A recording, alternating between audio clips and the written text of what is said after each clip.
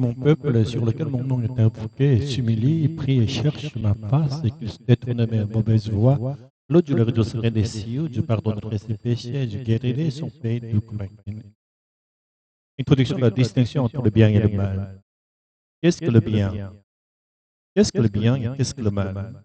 Le bien correspond à ce qui est jugé bon aux yeux de Dieu, tandis que le mal est tout ce qui s'oppose à cela. Dieu a créé le monde dans un état de bonté. La création de Dieu n'est pas faite en un seul instant, mais sur une période de 7 jours. Même Dieu, dans son omnipotence, a procédé graduellement pour accomplir sa création. La création, l'œuvre bonne de Dieu. La première fois que Dieu contempla sa création et déclara qu'elle était bonne, c'était après la création de la lumière au verset 4.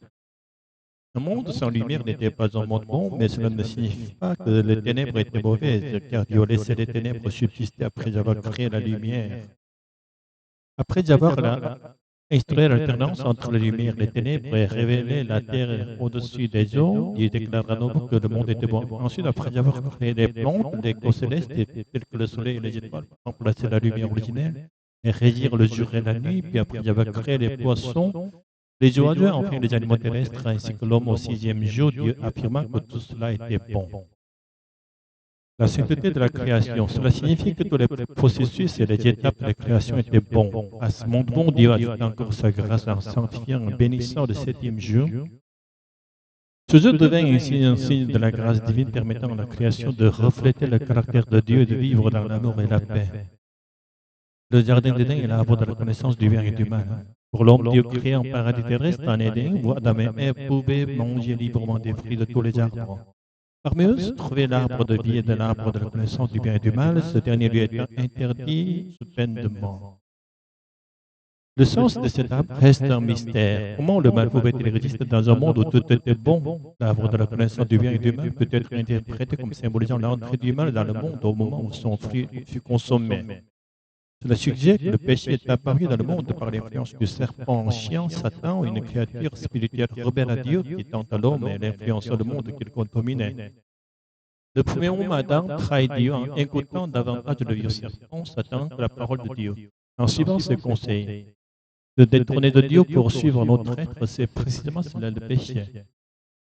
Pourquoi Dieu a-t-il planté un arbre qui ouvrirait la porte au mal dans un monde entièrement bon? Peut-être a-t-il fait pour que le péché soit dévoilé comme péché. Autrement dit, Dieu, en nous accordant une liberté totale, nous a permis d'avoir la possibilité de pécher, une nature pécheresse. On peut comprendre cela comme le fait que Dieu a permis que la nature pécheresse se révèle telle qu'elle est. Le texte de la dévotion d'aujourd'hui. L'expression un peuple appelé par mon nom se traduit par l'hébreu Asher Dikra Shemi Aler, par un peuple sur lequel le nom de Dieu est invoqué, c'est-à-dire un peuple qui prie en évoquant le nom de Dieu. Pour être véritablement le peuple de Dieu, il ne suffit pas d'être perçu comme chrétien par les autres, nous devons invoquer le nom de Dieu dans la prière. Nous ne sommes pas constamment en communion intime avec Dieu et que nous ne le désirons pas, nous ne pouvons pas être son peuple. La possibilité de ne pas le faire en raison de notre nature pécheresse est réelle. C'est pourquoi l'apôtre Paul nous dit dans Philippiens 2, à travailler à notre salut avec crainte et tremblement. Même si nous prions au nom de Jésus, nous pouvons toujours nous égarer, retomber dans le péché. La raison fondamentale est dans le fait que Dieu nous a accordé une liberté sans limite. Cependant, le passage de 2 Chroniques 7 et 14 nous donne de l'espoir. Ce verset montre que bien que le péché soit entier dans le monde par Adam lorsqu'il mange du fruit de l'arbre de la connaissance du bien et du mal, et bien que le peuple élu de Dieu, après avoir reçu la grâce de connaître le Dieu bon, soit tombé à nouveau en se détournant de lui pour adorer les idoles, Dieu leur promet son pardon s'ils se détournent de leur mauvaise voie, s'humilient, prient et cherchent Dieu. Il leur pardonnera leurs péchés, restaurera ce monde corrompu pour le rendre à nouveau bon. Notre attitude adoptée. Tout d'abord, nous devons nous humilier, bien que créés à l'image de Dieu, nous ne devons jamais oublier que notre nature était faite de poussière. Autrement dit, si Dieu retire son souffle, nous ne sommes rien de plus que n'importe quelle autre créature et nous retournerons à la poussière. Nous sommes des êtres éphémères, destinés à disparaître. Depuis la création, nous avons reçu grâce sur grâce, mais trop souvent, nous avons utilisé la liberté de Dieu nous a donné pour pécher. Cela doit nous rendre profondément humbles. Il ne faut comprendre que se détourner de Dieu, c'est cela le péché. Et nous devons ressentir toute l'horreur et la laideur de ce péché. Comme nous l'enseigne de Chronique 7,14, malgré notre honte, nous devons revenir à Dieu, prier au nom de Jésus qui est Dieu. Si nous faisons cela, Dieu nous pardonnera et nous sauvera du châtiment que mérite notre péché. Jésus nous a enseigné qu'il nous pardonnera encore jusqu'à 77 fois, 7 fois, si nécessaire. Prions ensemble et cherchons le visage de Dieu. Il ne nous a jamais abandonnés, pécheurs que nous sommes. Il attend simplement que nous revenions à lui, comme un père attend le retour de son fils prodigue, comme ce père qui court à la rencontre de son fils malodorant et vivant parmi les pauvres et l'embrasse.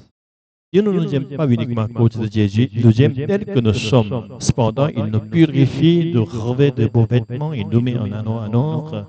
Nous resterons ici dans la bonté qu'il était là avant notre chute dans le péché. Il n'a pas souffert sur la croix pour que le cœur de Dieu se tourne vers nous dans l'amour et la réconciliation. C'est parce que Jésus qui est Dieu nous aime déjà qu'il a versé son sang en sacrifice. De la même manière, Dieu le Père nous aime tel que nous sommes. Ce qu'il nous reste à faire, c'est de tourner notre cœur vers Dieu, de l'aimer, de nous réconcilier avec lui. Et Dieu a enduré la souffrance de la croix pour rendre cela possible. Voilà la face de Dieu révélée clairement à travers Jésus dans le Nouveau Testament. Alléluia. Ne prenons pas à la légère l'amour mystérieux et le pardon de Dieu, traitez-les comme des trésors précieux. Et ce dimanche matin, prions ensemble au nom de Jésus. Amen.